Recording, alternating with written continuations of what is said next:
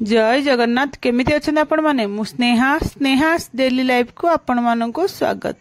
आपण मैंने देखी पारे मोटे ओ आनी आज आम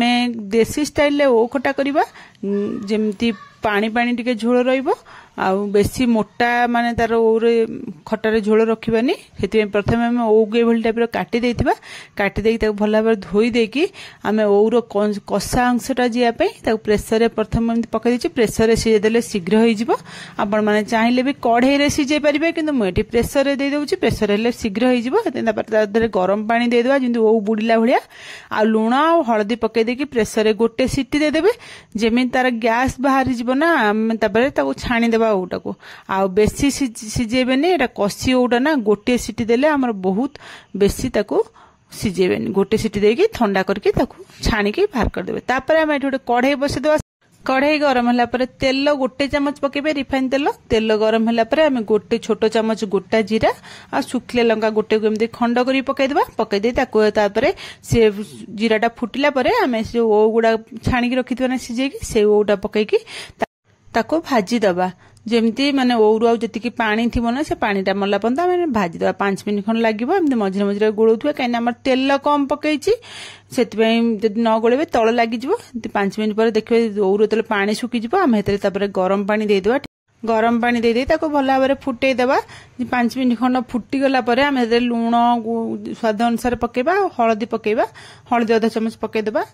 आम सिझेला बेले भी हळदी पकईले सेतले तो आम सिझे पांडा फपाड़ देले ना एबे आउ तो टिके हळदी पके देबा। एठी मु तेजपत्र गोटे खंड करी पके देछि आपण माने चाहिले जो तेल रे जतले फुटेले जीरा और सुखला लंका जो फुटेले से टाइम तेजपत्र पकई पारे मुझे पकई दूची ये तेजपत्र पकई देके आम आउ 5 मिनट फुटेदा 5 मिनट पर मुझे गुड़ पकई दूची आपण माने चाहिले चीनी भी पकई पारे स्वाद अनुसार गुड़ पकई देबे गुड़ पकई देके ताको फुटिया छाड़देबे जेमती गुड़टा भल कि मेल्ट हो जानिबे हमर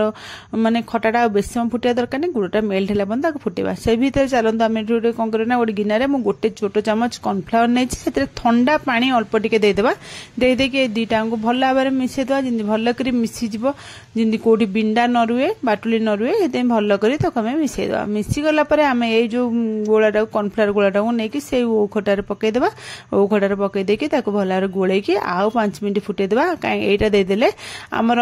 खटाटा जो पानी रो खटार पानीटा एटे मोटा रहिबो आ हमको खाइला लगे भी भल लागियो हम ताको पकई देके भल भाबरे ताको फुटे देबा 5 मिनट आपण माने देखि पारथुबे एतिकी जदि आपण माने एठी मु बेसी पानी देछि आपण माने चाहिले बे एठी कम पानी भी देई परिबे। तापर म एठी नडिया कोरा रखिदिले नडिया कोरा पकई देछि आपण ए टाइम रे नडिया कोरा पकई देबे नडिया कोरा पकई देके आ 5 मिनट फुटे देबा।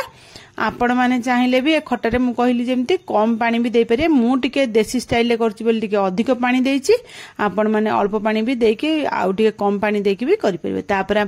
तापर भजा लंका गुंड गोटे अध चमच पकईची भजा जीरा गुंड अध चमच पकईची मुझे अलग अलग पकईची आपण माने चाहिले एका संगे भजा लंका और जीरा को भाजिकी पकई पारे तार पकईकी ताको घोड़े देबा 10 मिनट खंड घोड़े देला परे आपण माने देखि पारथुबे खटा रेडी हे गला। ए खटाटा खाइया को भात संगे बहुत बढ़िया लगे देसी स्टाइल ले हेची माने टिके बेसी पानी रहिची आपण माने मु जेमती कहली आपण माने कम पानी भी दे परिबे किंतु एमती पानी पानी खटा झोल करी खांतु ना थरे देखिबे बहुत बढ़िया टेस्ट लागबो। आ भलो लागिले मो चैनल को लाइक शेयर सब्सक्राइब निश्चय करेंगे कमेंट माध्यम रे मते निश्चय जानवे आज रेसिपीटी आपण मानू केमिति लागिला आपण मान देखि पारथुबे मु बाढ़ी दउची देखिले ही जानि पारथुबे खटाटा बहुत बढ़िया लागे खाइबे एटा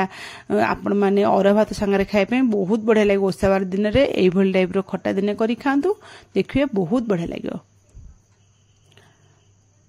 हमर आपण मानू तो एबे खटा करके देखै देली आमे जाउचु खाइबो रहुची काली आपण मानन पई गोटे नुवा रेसिपी नै आसीबे। जय जगन्नाथ।